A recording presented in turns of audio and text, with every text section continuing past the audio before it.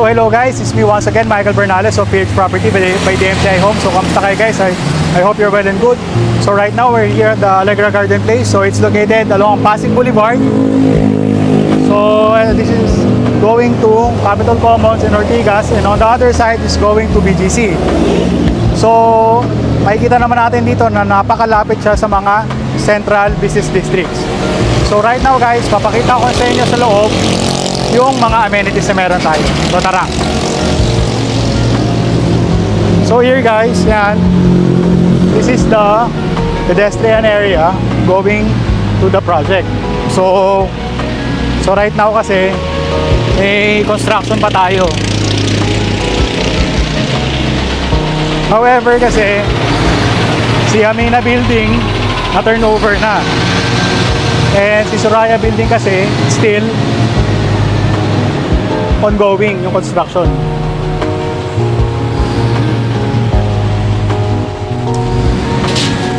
So here guys, this is the security area.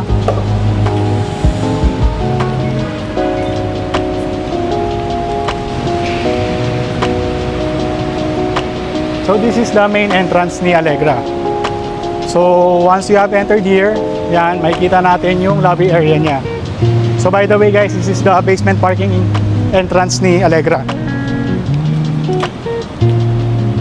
So makikita naman natin dito, yan, nandito yung mga gazebos natin, and nandun yung mga swimming pool natin. So again, we have 3 pools. So the leisure pool, kiddie pool, and lap pool. So ito guys, this is the runabout or the cul-de-sac. So ito yung sasalubong sa atin dito once we have entered the entrance. And here, this is the lobby area, saka yung reception natin. So dito natin re-register yung mga guests natin or yung mga deliveries natin, dito natin sasalubungin. So here guys, this is the main lobby lounge area of Allegra Garden Place, which is under the Amina Building. So makikita naman natin dito yung mga tables and chairs natin, and also yung team natin dito is Moroccan team. So makikita naman natin yung mga finishing touches. Ayan, para siyang mga Moroccan type. So as we walk along here, yan, makikita naman natin dito. Ito guys, this is the leisure pool. So nandito sa side ng lobby. And on that side kasi, nandun yung ating lap pool. And on the other side, nandun yung kiddie pool. So meron din tayo mga gaming area here, yan, makikita naman natin dito. So we have the table tennis or the ping pong.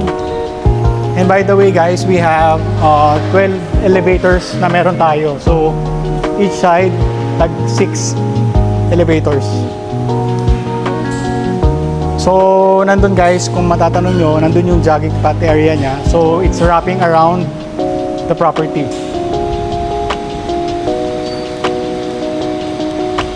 And dito guys kasi, what I like about this project, upgraded na siya. So what do I mean by upgraded? So makikita naman natin dito, yung building facade niya, yung mga details, naka-glass balcony na siya. And yung ating mga windows natin, it's much bigger na compared to older projects of the DMCI Homes.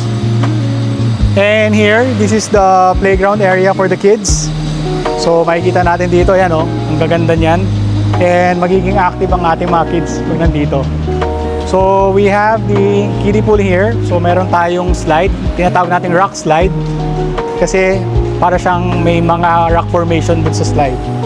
And we also have there yung viewing deck natin. So ayan, isa rin siyang part ng amenity dito kay Allegra Garden Place. So ngayon guys, meron pa tayong mga ibang amenities na nandito. However kasi, hindi ko pa siya pwedeng mapakita as of now. It's because we're still not allowed yet to go at the sky deck or yung sky promenade natin. So guys, marami pa tayong available units here in Allegra Garden Place. So we have 1BR, 2BR, and a 3BR.